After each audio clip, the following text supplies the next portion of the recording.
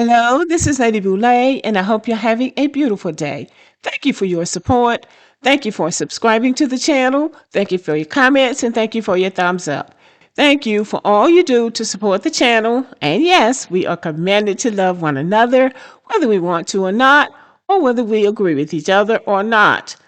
And I want to shout out Tony English, Joe White, Carla Wilson, The Diaspora Chronicles, Marilyn H., Pam Allen, Brandy Williams, and Book Lover. Thank you so much for supporting the channel. Well, I'm going to tell y'all something. Delineation plus deportation has brought about some changes. Things have changed in America. People who have never wanted to be united with us before suddenly want to be united with us because we are all having the same problem. We all have the same enemy. Well, when that enemy was just our enemy, we didn't hear anything about uniting and we didn't hear anything about a coalition. But now, since Black people have said, we're not going to spend any money with you, we are delineating from this group, we are doing this and we are doing that, and we're going to stand every man for himself. Now, all of a sudden, we need to have a coalition. We need to stick together because we have a common enemy. Bullshit. Listen to this. One of my big concerns now is the attacks against the Asian community are really ramping up. So, like for the Latinos, it's the ICE raids. For African Americans, it's redistricting, putting everybody back in the Jim Crow. And for the Asians, it's all the laws that they're passing, all the policies they're carrying out. Even though the Supreme Court ruled against them and say like you can't get rid of people's birthright citizenship, they said they're going to do it anyways. And this week, we have people openly talking about putting people back in the concentration camps, rounding people up. And we're already doing that with Latinos, and now they're talking about doing it with the Asians. And we have people running for office right now who say they want to deport 100 million people. That's all Asians, all Latinos, and all Black people, too. And if we don't all stand up and fight against it together and realizing it's the same damn boot on our necks, then we're all going to get crushed. We got to fight. Well, what I can say to him is that he's a day late and a dollar short.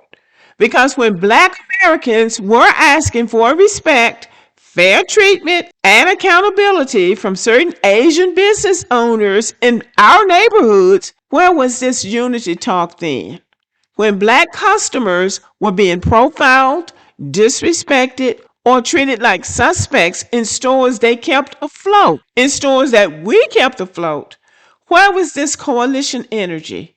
Now suddenly, with deportation policies shaking immigrant communities and Black Americans withdrawing support from their businesses, now unity is the new buzzword.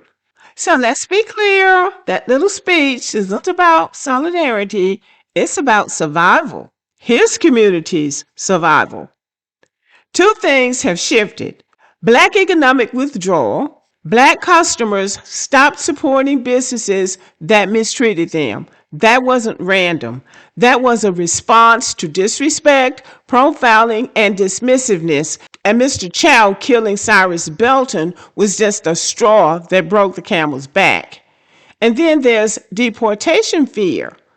Immigration enforcement has become a real concern for many communities, and suddenly people who never cared about Black issues are trying to link arms, not for us, but for them. And we have to keep that in mind. He's speaking about his community's survival. He doesn't want to go back to China or Vietnam or wherever he came from. So this congressman isn't building a coalition. He's trying to patch a sinking boat.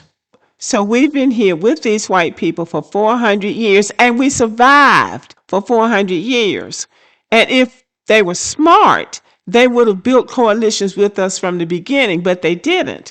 They were trying to build coalitions with white people, and they've learned too late that you can't build a coalition with white people unless white people want to build a coalition with you, and they don't want to build a coalition with anybody else. And we can truthfully say that we have always tried to get along with other groups. We've extended grace, patience, and community. We've supported businesses that didn't support us back. We've tried to build bridges that were never reciprocated.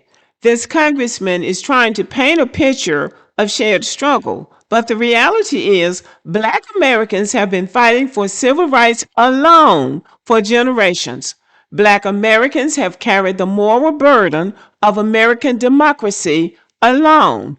Black Americans have been the backbone of every major justice movement in this country. And now that deportation is affecting immigrant communities, suddenly Black Americans are supposed to be the glue holding everybody together. No, not anymore, because unity without respect is manipulation. This isn't about being mad at them. This is just about boundaries. Black Americans are finally saying, we tried, it didn't work. And now it's every community for itself, not out of hatred, out of experience. You cannot ignore Black issues for decades and then come running when your community is in trouble. You cannot disrespect Black customers for years and then ask for solidarity when your business starts failing. You can't dismiss Black struggle and then suddenly claim, oh, we're all together in this, when deportation becomes a threat, because it is a threat. Donald Trump is not playing with these people. Coalition is built on mutual respect, not convenience. Now they're scared and now they're running to Black people. What should we do? We're all in this together. No, we're not. No, we're not. We've always been alone. We've always had to fight alone. So they're going to have to stand on their own 2 feet. So, yes, Asians are getting a reality check.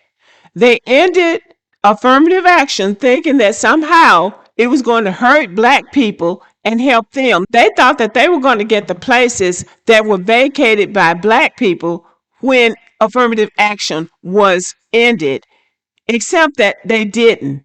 The white people got what spaces that were left, but some of those universities haven't had any change in their Black enrollment. So yes, the Asians had a reality check. They could kill a Black boy and get off with it, but guess what? Their businesses are failing now. And Black people are not even being cruel. Black people are just exercising the right not to do business with them, because Black Americans are finally refusing to take things off people that they have taken in the past. We're not going to take the disrespect. We are not going to take the unfair treatment. They went and got a crime bill saying that Black people were attacking them when the FBI and some of the Asians themselves were saying that it was white people that were doing all those things to them. So they have been trying to pull themselves up by stepping on Black people, and it didn't work. And now they are saying that all of that was in vain because America never saw them as anything but immigrants. And so they're going to have to stand on their own 2 feet. That's all I got to say. So yeah, they got a reality check, and something tells me it is just the beginning. One of Dr. Martin Luther King's sayings was, the arc of the universe is long, but it leans towards justice. And what that means is that justice doesn't come quickly, but it comes eventually. And maybe one day we will see justice, but it really won't come in the form of trying to build a coalition with people who reject you when you need them, and then they come running to you talking about unity when they need you. That ship has sailed.